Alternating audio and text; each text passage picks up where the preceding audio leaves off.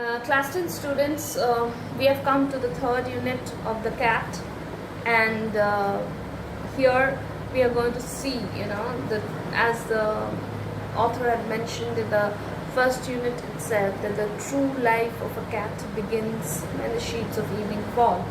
Now we are going to see the characteristics of a cat as an athlete, an acrobat, and a grim fighter. In the first unit, the author had introduced us to some of the characteristics which are not known to people in general, and in the second unit we have seen how the cat manages to get its share from the guest, and in the third unit we'll see a different cat altogether. When the family has finished tea and gathers round the fire, fire means the fireplace, the cat casually goes out of the room. Casually means in a very relaxed manner, it goes out of the room. True life now begins for him. So the cat, you can see a real cat in the evening, means after sunset. He saunters down his own backyard. Saunters means, move in a very relaxed manner. Down his own backyard, that's the backyard of the house where it stays, and springs to the top of the fence. So the fence of the house, it goes up and then drops lightly down to the other side. Trots across. Trots means move with steps. It trots and skips to the roof of the empty shed. So very quick movements of the cat, and we can see how minutely the author has observed a cat. Every movement and every detail of the movement has been given by the author over here. So it's kind of a beautiful pen picture, you can say. Means when you read this, the image of the cat, because we have all seen cats in our everyday life, so it comes, means we can easily understand how the movement is. His movement becomes lithe. Lithe means graceful, the meaning is given in your book, and panther-like. Okay, so even the tiger and the panthers, they are called belonging to the cat family. So you can now you can compare its movement with the gracefulness is like a panther or a tiger in that way. He looks keenly from side to side and moves noiselessly. So it's moving. It looks from one side to the other. Why? Because it moves very cautiously, very carefully, and noiselessly. So it doesn't make any noise. Why? Because it has enemies. For he has so many enemies. Because it has enemies. Who are they? Dogs and small boys with stones. So small boys will throw stones at the cats. So they move in a noiseless manner, so that these enemies of the cat, that is the dogs and the small boys with stones, they are not aware of its presence. On top of the shed, the cat arches his back.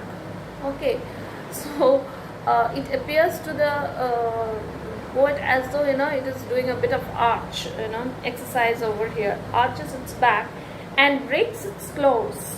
Okay, then scratches its claws once or twice through the through the soft bark of the old roof. So it scratches with its claws the roof, okay, which is soft bark because it's old, it has become soft.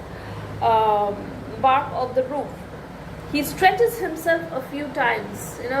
How means we don't use such terms, so he is kind of giving the attributes, qualities of a human being. That is, we have seen cat stretching, but generally, arching, stretching, in that way we use with people in general.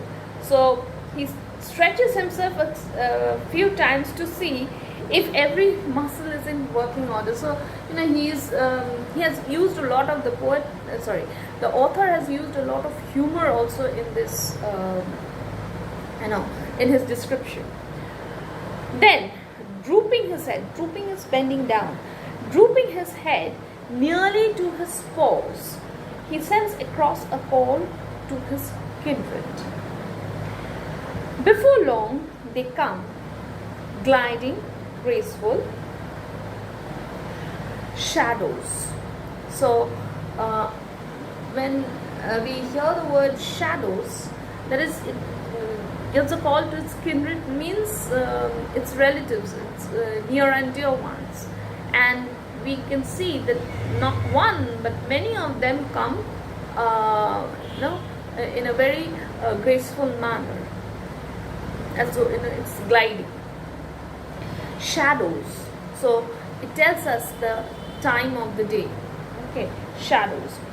No longer are they meek creatures. Meek is very gentle, very subservient in that way. Meek creatures who an hour ago were mewing for fish and milk. It's not the cat we usually see during the day. They have now taken a very different character. They are now grim fighters. They are very serious fighters now. So it's an entirely, means the characteristics of the cat during the day and that during the evening is entirely different. Just think how much more he gets of his life than you do of yours. So the author is trying to say that a cat enjoys life much more than a human being. Why? And the sports they have too. And it's not that they only are fighters. They also enjoy themselves in other ways. They have their own sports. And where do they go? As they get older means grow older, they go in for sports to the suburban backyards. Suburban backyards are here, those places which are not frequented by people. People do not go there very frequently. Maybe some remote lanes or alleys where people do not go easily. Suburbs is actually the places outside the main city. But here suburban backyards means those backyards which are not very much used by the people. These backyards that are dull to us means they are not, we won't take those into consideration, are to them hunting grounds where they have more gallant adventure. So they have a lot of adventure there than King Arthur's knights ever had. So their adventures being compared to King Arthur's knights' adventures. So again, means we can see, though he has taken up, is talking about an animal, a very ordinary animal or an animal we see every day, but the way he has portrayed this animal, he has used a lot of humor in his description.